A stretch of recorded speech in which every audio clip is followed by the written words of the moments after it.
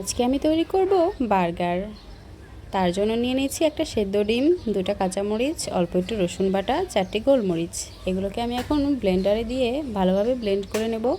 এর মধ্যে দেব, আমি ব্লেন্ডারের জারের মধ্যে সবগুলো দিয়ে দিলাম।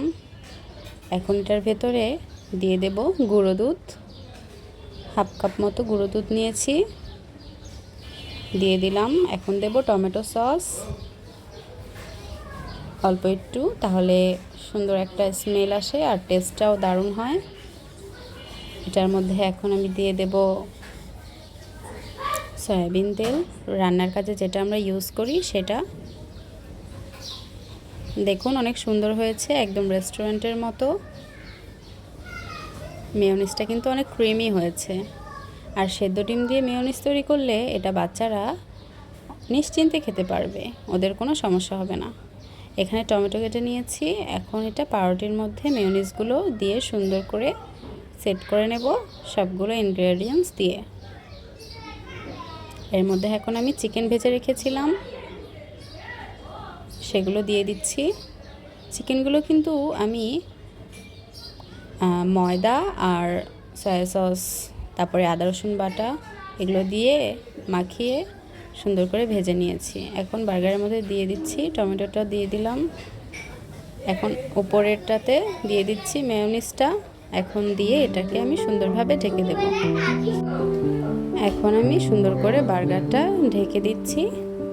এভাবে তৈরি করলে কিন্তু বাচ্চারা খাবে চেটে পুটে, আর এটা অনেক স্বাস্থ্যকর। তাই বাচ্চাদেরকে এভাবে তৈরি করে খাওয়াবেন, বাচ্চারা কিন্তু অনেক আনন্দে এটা খাবে। এমনিতেই ফাস্টফুড আইটেম বাচ্চারা অনেক পছন্দ করে, আর এই বার্গারটা কিন্তু অনেক মজাদার। তাই এভাবে বাচ্চাদের অবশ্যই তৈরি করে খাওয়াবেন। এখন আরেকটা সবগুলো বানিয়ে নিচ্ছি।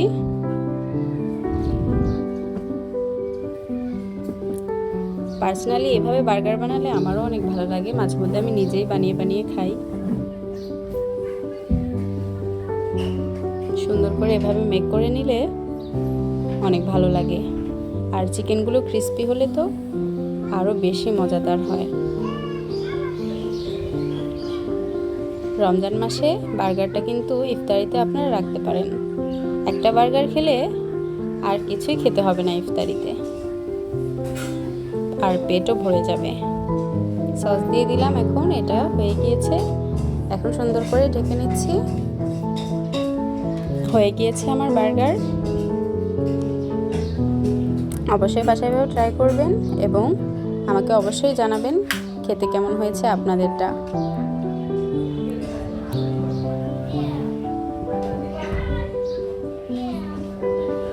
দেখুন মেয়োনিজগুলো কিন্তু একদম গড়িয়ে গড়িয়ে পড়ছে, দেখতে কিন্তু খুবই ইয়াম্মি লাগছে। আজকের মতো এই পর্যন্তই। সবাই ভালো থাকবেন। আল্লাহ হাফেজ।